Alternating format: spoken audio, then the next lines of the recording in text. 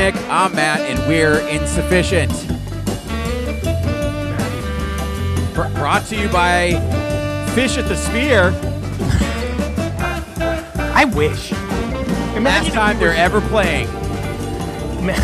That sounds like one of my takes. Yeah. Imagine if we were brought to you by Fish. That'd be great.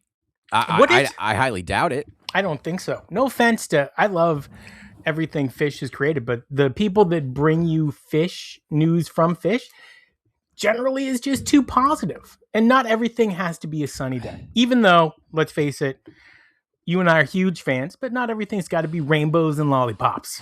Rainbows and lollipops and I don't know the rest of the song. Yeah. Suck something. Something sucks something. Matt, there's going to be new fish in new fish, and we're behind. New fish in 11 hours. We're 11 hours. This is pre-show. We never pre-show. We're pre-showing. But we're also going through the last show. You got to go through the last show to get to the next show. Highest rated show of 2026. And I'm not surprised, to be honest with you. 2026. I saw a bunch of influencers make themselves look like a-holes to this show. Let me tell you something. Did I just serve you up a Matt donut? Yeah, I mean, there are some fish influencers that are beyond thirsty. Beyond. Oh, Matt, and what's I had my first DM slide. Somebody slid. Yeah, a semi-famous person slid into my Facebooks. Who? Dude, I'm not naming names. Hard rejection on my end. Hard rejection. I'm not having that. You rejected them? Yeah, I wrote back with love the content, thumbs up. That's it. I'm not here for that. I'm not here for Is that. it someone we don't particularly like? No. It's nobody even in this sphere. Interesting. In the sphere itself? Yeah, nobody's in the sphere. So when it comes to some of these content creators or these wannabe content creators, because we're not really, again, we're going to say this again, this is not, we don't do the TikTok, Facebook thing. We do post some stuff, but that's not where we're hitting hard. We're hitting hard between the sheets. Yeah. So at the end of the day, like, there are some new content creators that are thirsty as fuck. And I just think just make Matt so mad. It's just, they make everybody so mad. Like, it's disgusting. And what's even funnier is they think because they have 8,000 followers that it means something. And they're not even a micro influencer. You got to get to like 80 to 100,000 followers to like even remotely be a micro influencer. And they aren't getting there. Let me tell you something. Specifically, I'm talking about. I'm happy for everybody out there trying to live their best life. You and I are lucky. We do this. You and I would talk about fish for 20 minutes a day, whether or not it was on a podcast. Do you know what? Gym band guys are so attractive. That is a quote from one of these influencers. That's yikes. Yeah. Sphere, night 3, 4/18/2026, song 1, set 1, buried a motherfucking live. So, okay. I was going to go over the fan consensus on this. You can. I just said the first song. I started off. Positives, best show of the run. Agreed. Best show of the Sphere, period. Yeah, a complete top to bottom experience. Set 1 might be the best Sphere set yet. Critical parts to this: overrated if you remove the visuals, average musically, few re-listen moments. Okay. I'm going to go ahead and disagree with whoever wrote that. If it was you, that's fine. It was not. I think that set 1, borderline flawless for a fish show in 3/4.0 for sure. And the visuals in night 3, I think, helped out. I think they did. Set 1, song 1, buried alive. Dude, that's a Matt and Nick favorite right there. Classic opener. Yes. When you back it up with AC/DC bag.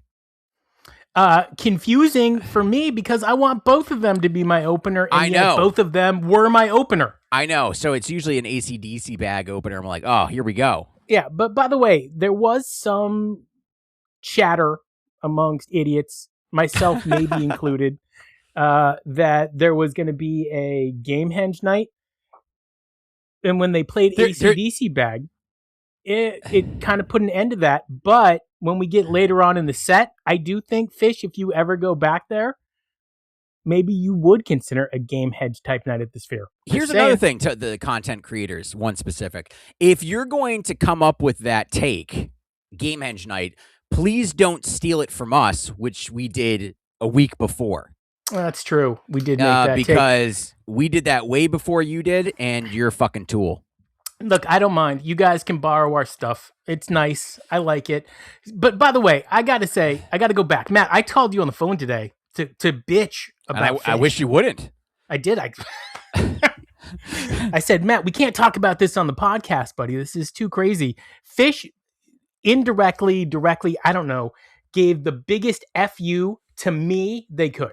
And here's how. They did a song, Martian Monster. In background, they had graves of things that are dead, including the Taco Bell cheeseburger burrito, which is from 1995. Delicious. Go get one if you're time traveling.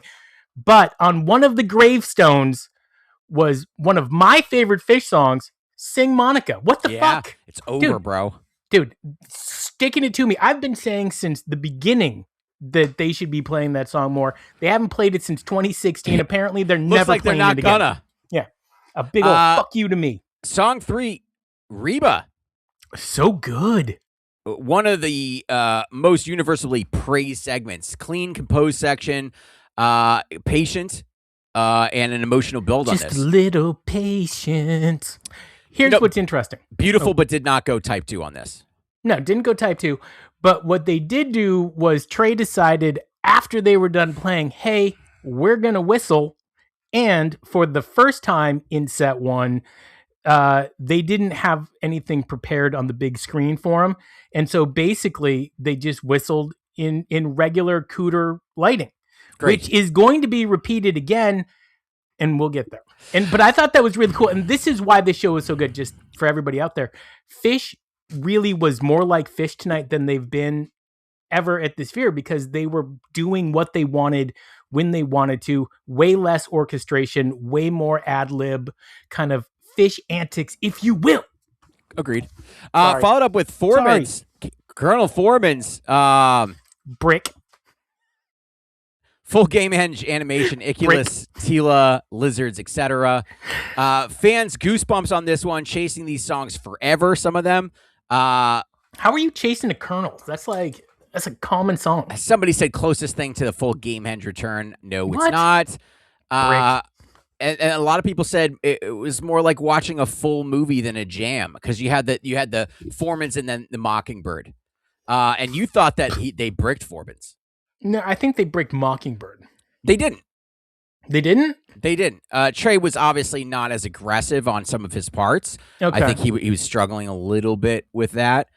It's absolutely possible that in my head the song sounds different than it does in reality. There's a couple of Fish songs like that. Look, I love the animation. That's not what I pictured the multi-beast to look like, just FYI. But watching this Colonel Forbins, it did make me think, if you guys come back, did it kind of look like the Bandersnatch? I don't know if that's a thing or is just being raunchy. No, Nick, did it look like the Bandersnatch? Yeah, it's from Alice in Wonderland. Oh, I don't know what that thing is. Okay. What about the Jabberwocky? Well, the Jabberwocky is more of like a what is it? It's. I don't know. You've seen the Jabberwocky, right? No, you're not. A Jabberwocky is from Alice in Wonderland. They're both from Alice in Wonderland? Yeah. Jesus. No, look, it was neat. It was neat. Go back and watch it. Anybody out there? Sigma O. I hate that I now get excited when I hear that stupid riff open up on that song. And I was, except for one thing, and I'll let you go first. Sneaky MVP. Uplifting jam. They had the bird's nest, flight visual arc type of thing. A lot of people did not expect Sigma O to hit so hard on this one. Dude, I did. Once they started playing, I'm like, oh shit, I'm gonna lock in. I locked in. But The graphics, they're birds.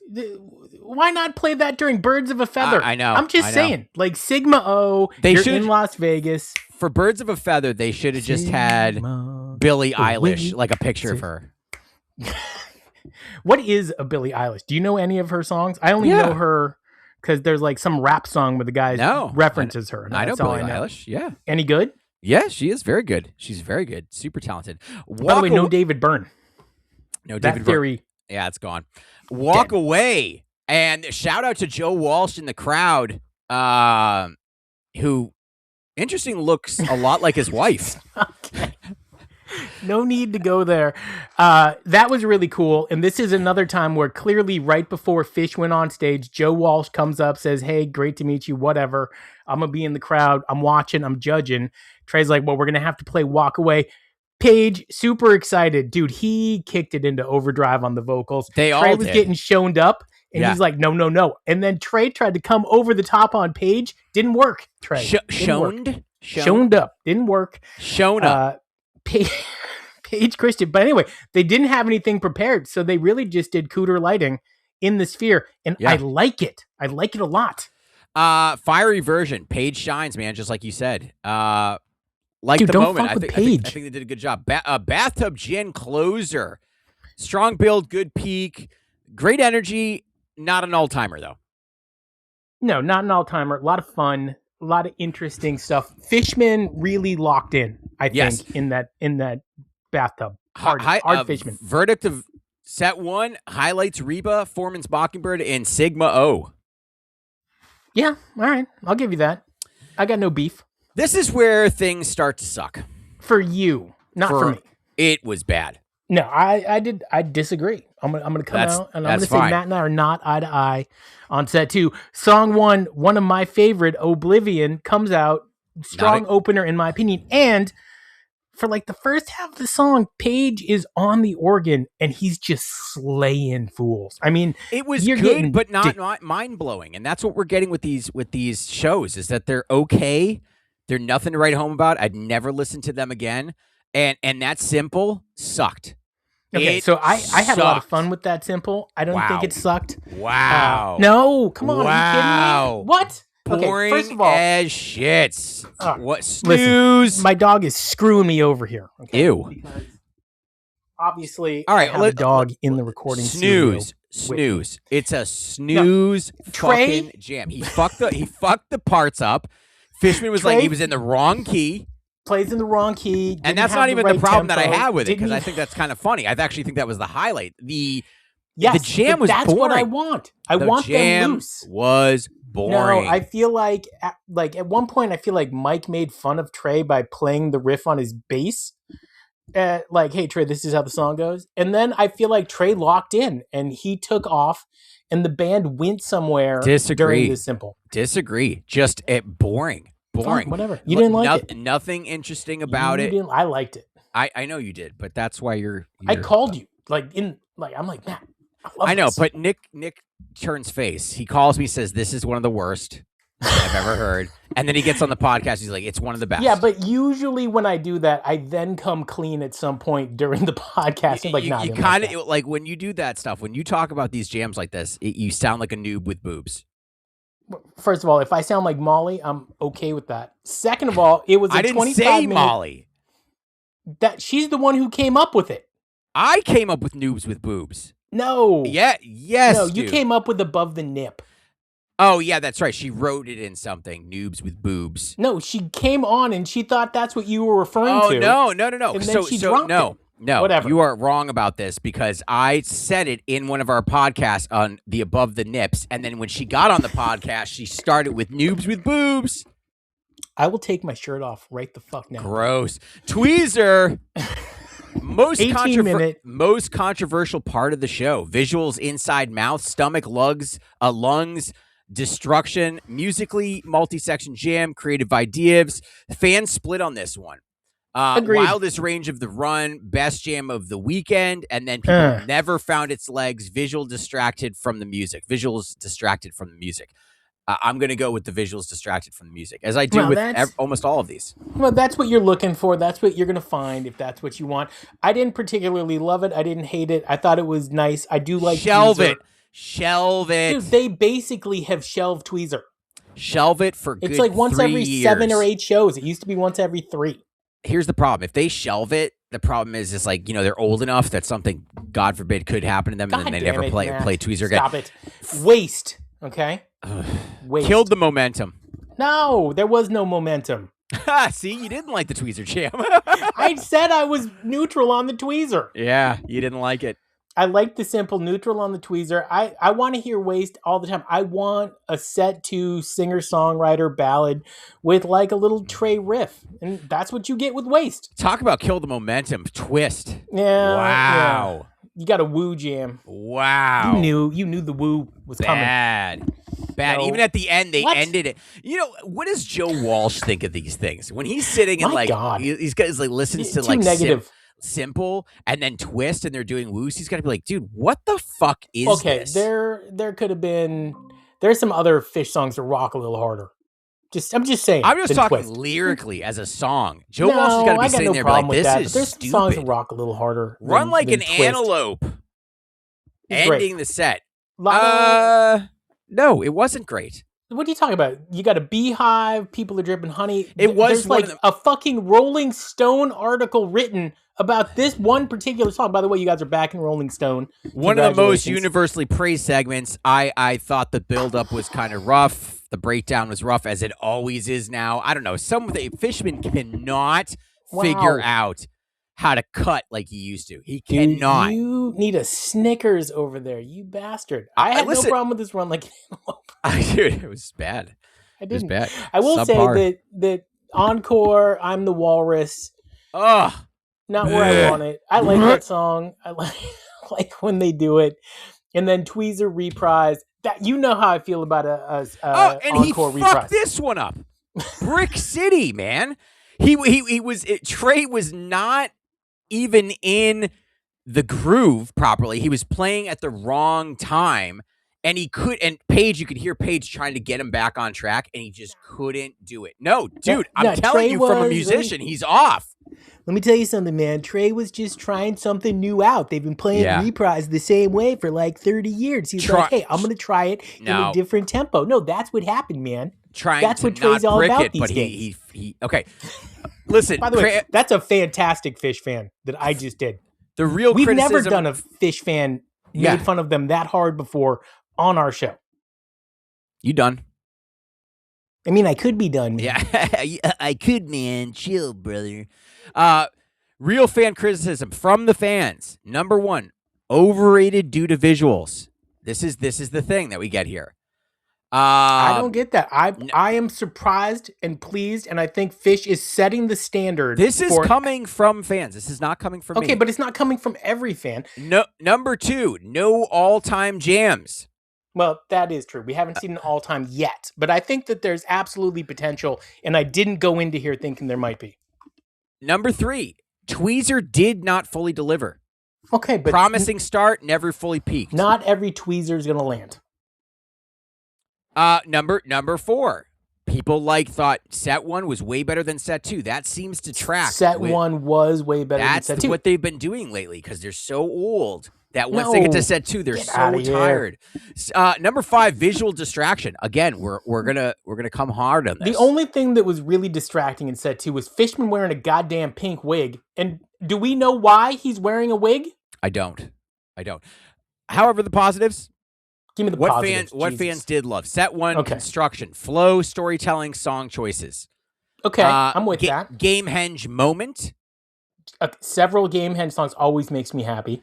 Sigma O, surprise standout. You knew it was going to be good. And this is legit. Antelope energy, but because Nick likes it, people hated it. He's Matt, I'm Nick. This was Insufficient. I hope our music comes through today. Yeah, I'm really... I'm sick of our music. Do me a favor, though, as the producer. Can you check it before you post it? That would involve an extra step, bro. Just listen to it. Okay, fine. Look, I'm excited. 3 more nights. I think that nights 1, 2, and 3 were far better. Even the worst moments were better than the best moments of the first run of the series. I think, yes, agreed. I would agree. But I also think you're trying to stay positive because you bought tickets to this thing. And you might be regretting that. No, I'm not regretting it. But I did read that Cooter is really involved. He is, actually. And that makes me really happy, and that gives me more faith. And if you go back there, people, and you watch these graphics, this is the new standard, and I hope they build from it, and I hope there's no regression. It looks like a screensaver.